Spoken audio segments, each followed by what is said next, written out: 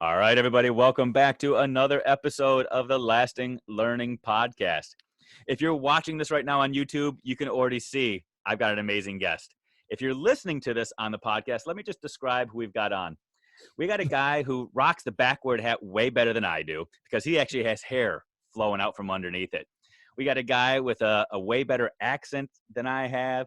We got a guy who's way smarter than I am. A guy that's just going to absolutely blow your mind. He is a groundbreaker. He is a code breaker. He is a writer. He's a publisher. He is just amazing. And he's even Canadian. That's right. Today, we've got the one, the only, Brian Aspinall. Brian, thanks so much for being here, man. You know what? Like, just stop it right there. Like, you just wrote my podcast done. Done. Viral. I'm doing great. How are you doing? Oh, man. Life is interesting right now. It's good. It's busy. Talk to people. Who are you? What are you about, man? Besides all that stuff I just said. Oh my goodness. Well, you know, I'm an educator through and through. Once a teacher, always a teacher. I taught elementary school, grade 7. We call it grade 7, 8. You American folks call it 7th grade, 8th grade. I taught what we call intermediate school for 12 years before joining higher ed as the consulting started to grow. Being pulled from my classroom became an issue. It really was. I mean, I can't be out of my classroom all the time. So I went back to grad school, took a leave of absence from my classroom, and the faculty of ed didn't let me leave. So now I teach currently this semester, believe it or not, I have 85 teacher students in 4 courses at 4 faculties of ed here in Ontario, Queen's, York, Trent, and the University of Windsor. Where I teach math and I teach integration of information and computer technology to those folks that are looking to upgrade.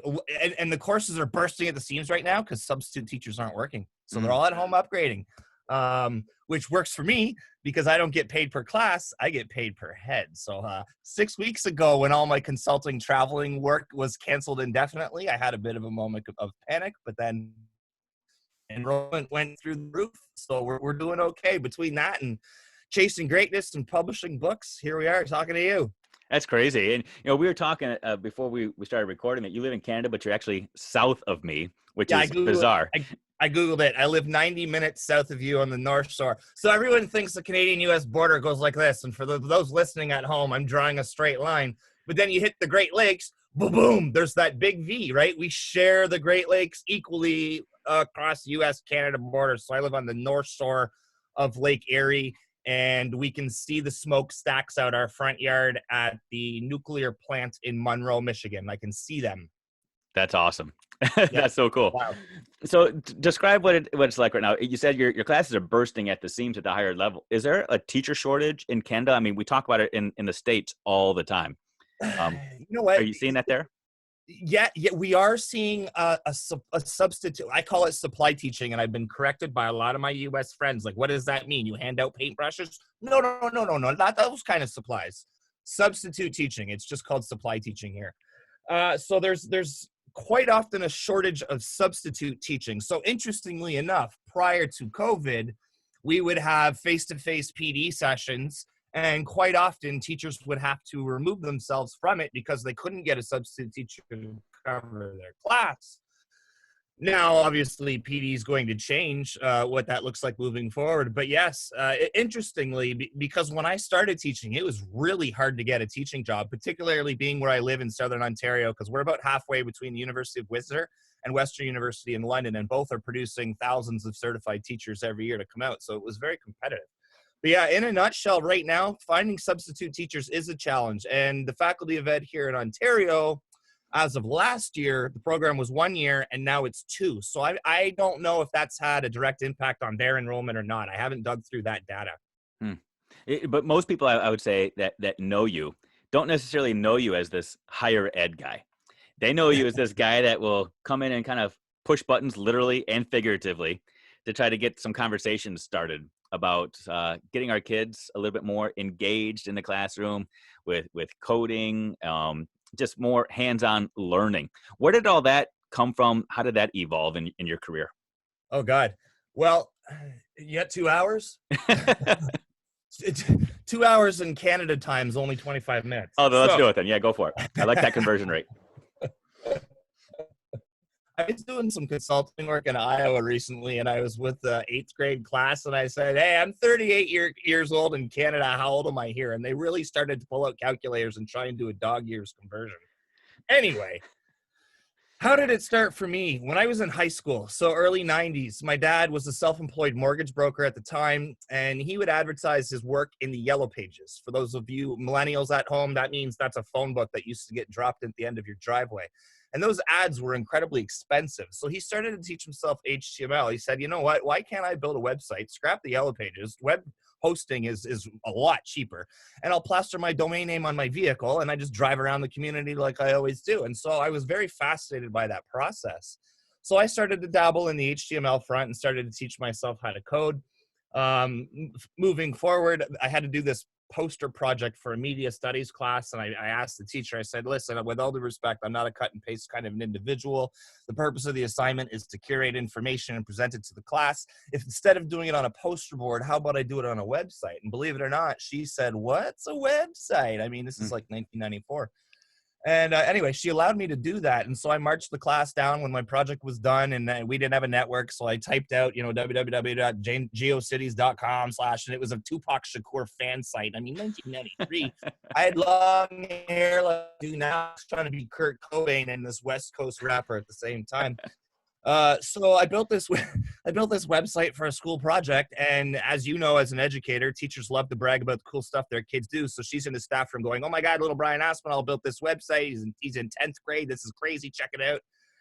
And the high school principal said, "Hey, listen, do you want to make the first ever Harrow District High School website?" And it all fell into place from there. I saw an opportunity. It's ironic because I was 17, working from home, starting my own web design company.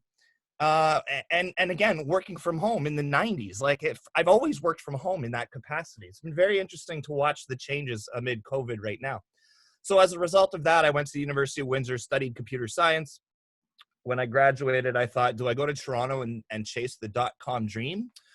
Or do I go to the Faculty of Ed? I always wanted to be a teacher. My mom was a teacher. My grandfather was a teacher. And I thought maybe I could teach high school computer science. So I went back to the Faculty of Ed, and I did my B.Ed. And computer science was my teachable.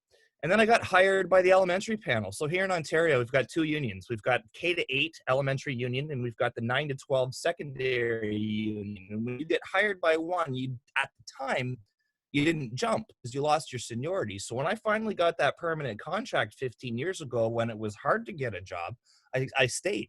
I stayed in the elementary panel. So I thought, okay, this is an opportunity now, and we teach to our strengths. So what am I going to do? Well, I'm going to land in grades 7 and 8, and I know the amount of math I had to take in my undergrad.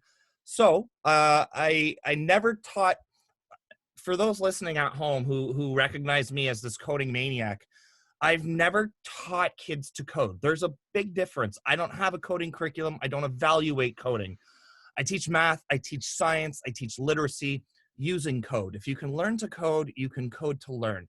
So learning to code in my classroom has always been a byproduct of that process. Now, fast forward to today, about 5 years ago when the coding wave really hit, I started consulting for other neighboring school boards. Our ministry here in Ontario hired me to do some work in Toronto, and the rest is history. As I was being pulled from my classroom, there was more opportunity, and I thought, for me, bigger impact, bigger reach. I can reach more kids. That's all I want to do. I want to support educators. So 3 years ago, my passion project was to take the coding tour, if you will, take the show on the road. And it's evolved more so now to on our new website, codebreakeredu.com, which we just launched last week. We're now a publishing company as well. Our mission is not about coding anymore per se. It's definitely a funnel. But we say breaking code isn't just about programming. It's about disrupting the status quo in education. And coding is a phenomenal vehicle to make change because you can't evaluate creativity. There's too much bias. You can't standardize creativity. Learning to code forces kids to take risks, and you're guaranteed to fail the first time through. Typically, when students write their first line of code, 99% of the time, it does not work the first time through. Now, that challenges us to redefine what it means to fail at school, because by traditional definition, failure is punished at schools. Failure forces us to keep kids in at recess and repeat things. But in the coding space, failure is remarkable. When your code doesn't work, that's when the innovation truly begins. So our message, yes, is let's expose as many kids to coding and computer science as possible, because you don't know if you like broccoli until you try it. But also, now let's look at our evaluation practices. We have totally thrown how we instruct lessons on its head in the last 5, 10, 20 years. We're not sage at the stage anymore, all of those other buzzwords you want to throw on it. But we've done very little to talk about the evaluation side. And where I live in Ontario, in 7th grade and 8th grade, we have to put an actual number on a report card. So how the heck do you quantify an app that a kid has built to solve an authentic problem in the community? What is that? 91, 92? There's no rubric to allow for that. So our mission is twofold. To make change, to innovate within the parameters of a system, to support teachers doing everything we possibly can, and to also help move systems so that they do support the abilities of all of our learners. How was that? That was awesome. Well done. You took 2 hours and nailed it. That was awesome. That conversion rate is strong. So I know there are people listening right now because of the nature of this podcast. We get the opportunity to talk to a lot of amazing people doing some super cool things. And it seems like in education right now, there are a lot of people that want to go out and write books and want to go speak and want to go consult and think, wow, I'm just going to listen to these people and do exactly what they do. And they're listening to your story thinking, wow, he just laid out the code for what I need to do to go out there and do all those cool things. But you also mentioned that within every coding, there's failures, there's ups and downs. And I'll be honest, hearing your story, and I've been tracking you for, seems like forever, but to realize it's only been really 3 years since it's gotten kind of intense for you and gotten real and gotten big is shocking to me. It seems like you've been doing it forever. Oh, I have been. But so 3 years ago, I was still in the classroom. And while being in the classroom, when this started to really hit, so Scratch came out in like 2002, and it's built based on Logo. Like, there's decades of pedagogical research about why constructivism and coding is important in our classroom. This isn't new. Sure. It's just taken off with more access to technology. So in the better part of the last decade, I was always presenting at conferences, but I was sharing student work. Look at this math project that used code. And in those conference sessions, I would have program department people from other school boards in Ontario, and they would say, can you come and do a PD event? So 5 years ago, I might have been doing 1, 2, 3, 4 of my own consulting events while doing all kinds of after-school workshops with my own district. Mm-hmm. And then it started to spiral. Code.org hit, Hour of Code came out, and then it became 1 or 2 a month. Of requests being asked to go, to the point where I had to sit down with superintendents and people in the board and say, look, I know that there's no policy for teacherpreneurs or anything like that. How many days would you feel is appropriate for me to be out of my classroom? Obviously, I can never say I won't take a sick day, but all of those pieces are there. I know how many sick days I'm allowed to have in a school year. How many unpaid days off can I have to go and consult for some neighboring school boards? We all work for the same ministry here in Ontario. I think everybody's a colleague, regardless of what district you're in. When that became too much for me to manage teaching full-time and consulting as much as I was, that's when I took the leap. So 3 years ago, I took a leave of absence. I went back to grad school. I got my master's in math education, and I didn't leave. Once I finished that, I was able to then teach teachers, and that became my main hustle, if you will, if you want to use those terms for those people in the entrepreneurial space. So it's only been 3 years since I've sort of quote unquote been on the Codebreaker circuit. Yeah, it's been 3 years full time. Well, and I think hustle is an appropriate word, and I know some people look at it as a derogatory term, whatever, but yeah, you are hustling, man. You are working hard. It's not like you're just sitting back on the North Shore watching the smokestacks. I mean, you are constantly on the go, constantly doing more. You mentioned you just started a publishing company now as well. I mean, you've written books. You are speaking to people everywhere. Talk to me about the evolution of this publishing company. I know you got Don Epps working right alongside you. Another awesome guy. Well, Huge shout out to George Couros and Dave Burgess.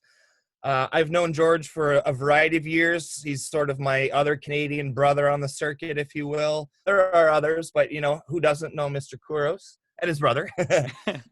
So I met Dave and Shelly through George, and that's when the idea for Codebreaker launched. In fact, Dave actually was the one that named Codebreaker as such. He coined the title.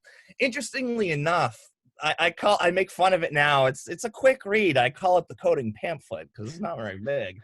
But I wrote it at a time where I was still associated with a school district, so I was very mindful. I couldn't push as hard as I wanted to. I have to be very mindful of unions and all of those other pieces. So I went through that process, and it was about a year long, through signing contracts to pen to paper to still teaching. And it was one of those things, and you can probably relate. You never thought it was going to end. You're just like, it's so far in the future, it's just never going to come. And then it hit. I was sitting at the dealership. My car was in the garage. It was a Saturday morning. I got a text from Dave. He said, "It's live. Start tweeting." And that was November 2017. We managed to get the book out at the end of November to support Hour of Code, Computer Science Ed Week, which is the beginning of December. And I was hooked. So I wanted to do it again with Blockbreaker, but not a book about Minecraft, a book about computational thinking and spatial reasoning. Not a how to Minecraft, just like Codebreaker is not a how to code. It's we're going to use Minecraft, learning Minecraft as a byproduct of the process of doing math in the Minecraft space. Good. Both books land. And I thought, you know what? My network has doubled in 2 years in terms of following and growth and all of those other things. I thought, I think I can do this. And a colleague of mine here in Windsor, we wanted to do a kid's book. How do we reach our 5-year-olds, our kindies in the classroom with computational thinking strategies? They're not getting on Scratch. You can only do so much with a Bbot. So we thought if we could write a story about how computational thinking can be done in your everyday life, maybe it would work as a wonderful primary read aloud. And I started pitching the idea to a variety of publishers, and they all said to me, "Kid books don't sell." And I said, well, that sounds like a niche to me, and that sounds like an opportunity. So I'm going to do it myself. So I sat down with, actually a year ago, last summer, we started, and I'm proud that in under a year, I think we've got, I had lost track, 7 or 8 books on the market. I don't even know. But we went through the process last summer of self-publishing, and it was incredibly rewarding to do that, to do it yourself, to take your idea and to do it yourself. And I'm going all over the place here. I got a little bit ADD. For the last 10 years on Twitter, it's always been my mission. If I can wake up in the morning and retweet 2 other people before I start promoting myself, lift up others, that's my goal. I want to amplify those small voices of people doing amazing things, which is where my podcast comes in too. So a year ago, I thought, you know what? Why can't we amplify those voices that need to be heard? Not the people with 30,000 Twitter followers, the people with 300 Twitter followers who are kicking ass in their classroom. So I heard this woman speak, Maggie Fay, shout out to Maggie Fay. I heard her speak about autism and how coding became a means for her nonverbal students to communicate. And it clicked. I thought, we need to put out a book. We need to do this. I didn't see coding through that lens. You've taught me how I'm always talking about reaching all learners, and here's an incredible opportunity to not only do some autism awareness, but to integrate computational thinking into a spec ed classroom was pretty remarkable. So we published Hallway Connections, her first kid book. She's got a couple more on the back burner now. That came out last summer. And it's just gone from there. Anytime I go to a conference and I see somebody present on something that I think aligns nicely with my mission, I want to amplify those voices. So we've got a wicked team now of, like I said, I think there's about 7 or 8 of us who are all sort of on the same mission. Dr. Michael Hines' book came out last week. He's a superintendent in New York, and his book is just rocking it. We got Ken Robinson to do an endorsement on that, which is remarkable. To have my name on the same cover as Ken Robinson was a really big accolade for me, if you will. Yeah. More important than speaking at a Microsoft conference, or people I've idolized for years and had utmost respect for are, I'm kind of on their radar. And that's been really, really rewarding. And that's what's kept me going. Right. So to speak, being able to have conversations with people like you. I've been following you for years too, because I knew we were neighbors. Well, I'll be honest with you. That's kind of the reason I do this podcast, so I can reach out to people like you and just have these conversations, because you push and you grow me and you inspire me to keep taking those chances and keep reaching out and breaking down those walls, because you're not a guy that accepts no as an answer. Somebody tells you no and you say, okay, I got you. So Yeah, you're a no. Let me figure out how to make it a yes. And you yeah, just keep absolutely. on going and growing and killing it. I mean, from, So Risk Taker, book 3, yeah. if you're going to let, because this is clearly the Brian Aspinall shameless promotion show. So I was going with Rule Breaker to follow the Breaker theme, and I thought that's got a negative connotation to it. So quickly rebranded that to Risk Taker, and I said, I need to publish the first book that Codebreaker publishes needs to be mine. It can't be somebody else's where I'm trying to publish other people's work, but then I'm going with other publishers. That was incredibly important. So that's sort of how the ball got rolling, is the Codebreaker Inc. is going to publish Risk Taker to show I'm committed, and we're gonna go from there. Hmm. That's awesome. It's a powerful story too, and I think there's so many lessons that educators, parents, kids can be just taking from your story. I mean, yeah, your books and your presentations, all that, but your story is a powerful one. We've all got walls we surround ourselves with. We all live in a silo, and we all have these boxes that people confine us in. But those boxes are what other people confine us in, and we have the ability to break out of those and say, no, let's create a new normal, a new reality, whatever it is. What is next for Brian Aspinall? I mean, right now you're doing it all. Do you see yourself giving up Oh, something or pursuing something? well, I've got a couple of things. We haven't even talked about this, but I've also got a real estate company. I Of do. course you do. That's not related to education at all. My wife and I own a real estate business here in Southern Ontario. For me, I've got this passion project idea. This isn't a monetary thing. This is sort of a creative outlet. And I'd love to grab a crew. I'd love to grab a camera crew and hit the ground running, because there's a lot of pushback in the social space about people on the consulting circuit. In other words, oh yeah, you've got 7 years in the classroom. Now you're going to go tell me how to do mine. You're We an want edu celebrity. Where's your street cred? Yeah. edu celebrity has become a term to criticize the work of others based on a blue check mark. I hate it. Correct. Anyway, um, so what I would love to do is grab a crew and go back to all the schools I've visited on the ground and talk to those educators again. What's changed? Where have you Mhm. been? What does school look like for you? Because we're so siloed. We're siloed in our classroom. We're siloed in our school. We're siloed in our district. We're siloed in our province or state, and so on and so forth.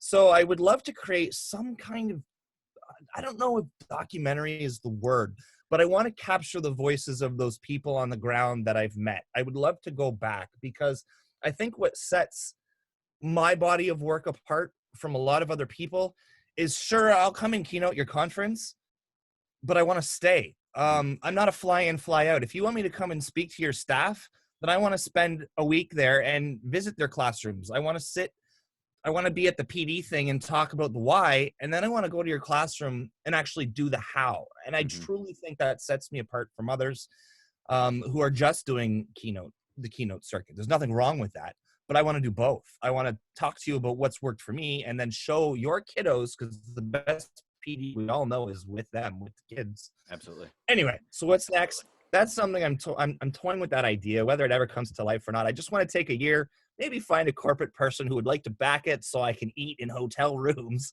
and just capture those voices of people on the ground doing I killer love things. I love the idea with that. It's measuring your own impact in a way as well. You know, as educators, we often talk about the fact that we don't necessarily know our impact until a generation has passed. You know, 20, 25 years from now, we get those messages from those kids that we taught a decade or two ago, and we say, "Oh my gosh, I actually did do some good." You actually do remember some of those lessons. And you are a teacher right now of teachers. So it's the same principle. You don't know your impact just because you're there on a day and you see the smiles and the applause. That's great. It feels good. But you're looking for that longer impact to see how it actually changes people. That's awesome. Well, here's this. I have goosebumps. I have to share this again. This isn't a self-promotion thing in any way, shape, or form. I have to share this. Monday or Tuesday of this week, I got a DM on Instagram from a parent, not a parent of one of my students, a parent of a student who I did some consulting for in a school district in Sudbury, Ontario, 3 years ago. So maybe 3 years ago. So 3 years ago, I was doing these coding workshops for a district in Sudbury, Ontario that just got all these robots and was like, okay, what do we do? We bought the stuff. Now what? And she was so excited. I'll never forget her. She must have been 8 or 9, and she was female. And that was really important to capture the story of this person, this young person who'd not done coding before, and how enthralled with it she was, to the point where her mom followed me on Instagram. We've kind of kept in touch over the years. We happened to both be in Mexico at the same time, just because, we still saw each other's Instagram stories. But just this week, Mom messaged me on Instagram 2 pictures of her daughter holding my books.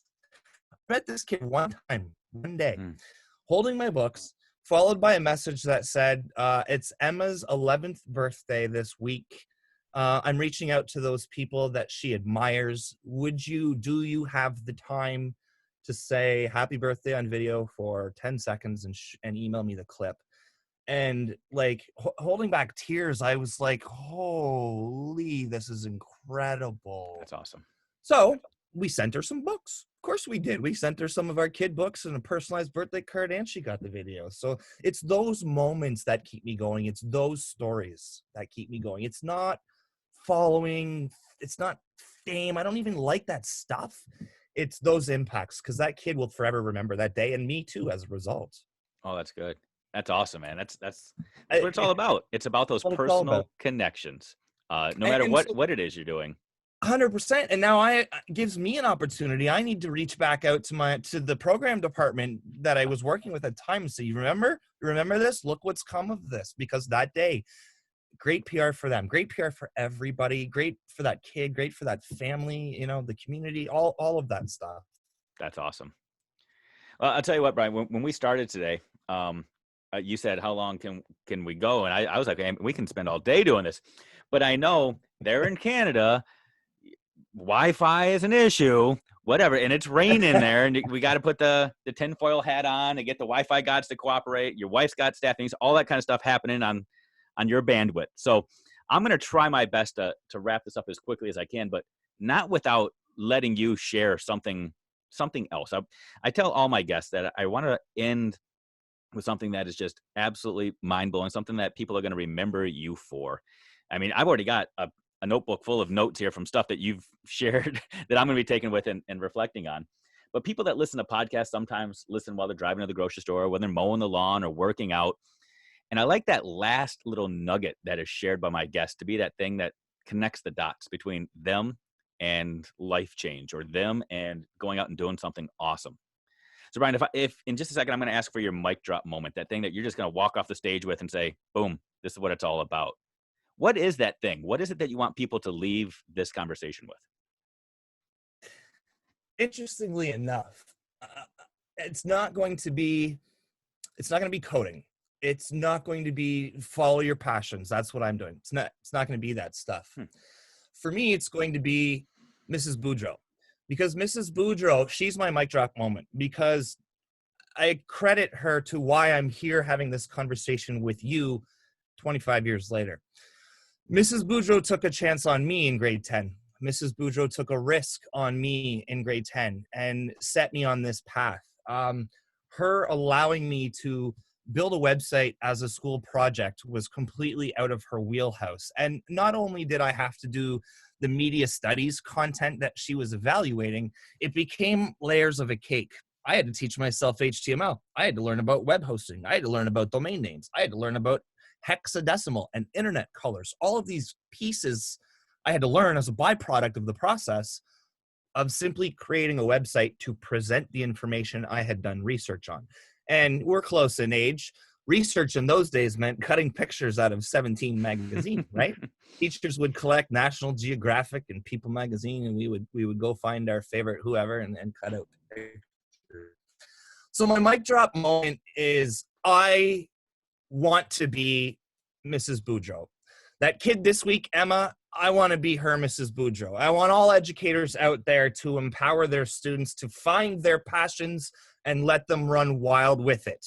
Because I know what coding has done for me. I'm not suggesting everybody needs to be a professional coder. I am suggesting everybody needs to encourage their students to find their coding, whatever that may be. So my mic drop moment goes out to Mrs. Boudreaux, who took a risk on long-haired Kurt Cobain wannabe Tupac Shakur gangster rapper Brian Aspinall when he was 14 years old. That's awesome. I'll tell you from this conversation, I want to be Brian Aspinall. So I want to be that guy who follows that teacher. I want to be that guy that doesn't take no for an answer. That guy that goes out there and says, no, man, this is my passion. This is what I want to learn. This is where I want to go, and just goes for it. And if I could just share one more thing, because this is super, super, super cool. For Teacher Appreciation Week, about 4 years ago, I'm not sure, Microsoft Canada reached out to me and said, I've done a lot of work with Microsoft Canada, Minecraft, and they reached out to me and they said, we want to celebrate the teachers who work with you now, who have come before you, et cetera, et cetera, et cetera. Who was that for you? And of course, it's Mrs. Boudreaux. She's in my books. I've blogged about it. She's actually a neighbor, believe it or not. She lives in the same community I live in.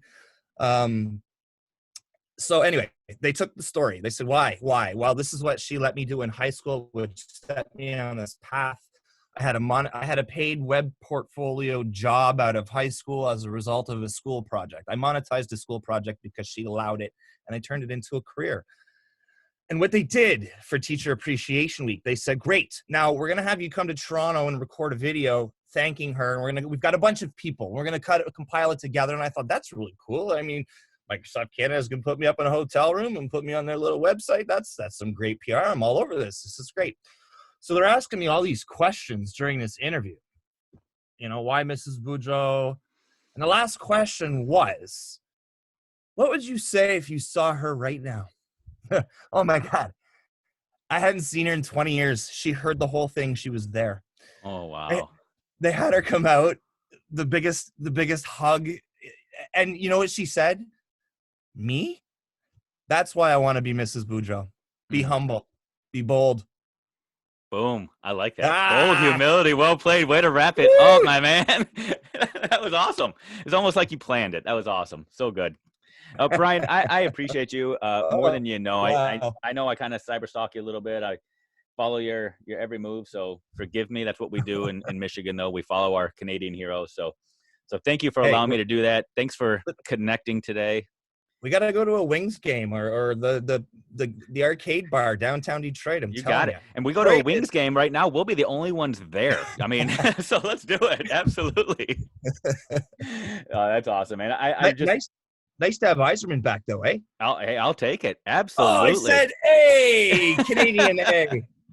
I was just going to drag this out as long as I could. So you already got the about one time, so we got the A in there too. So this is the Canadian special right here. I appreciate it. You even dropped George Kiros' name. So this is as Canadian as it gets.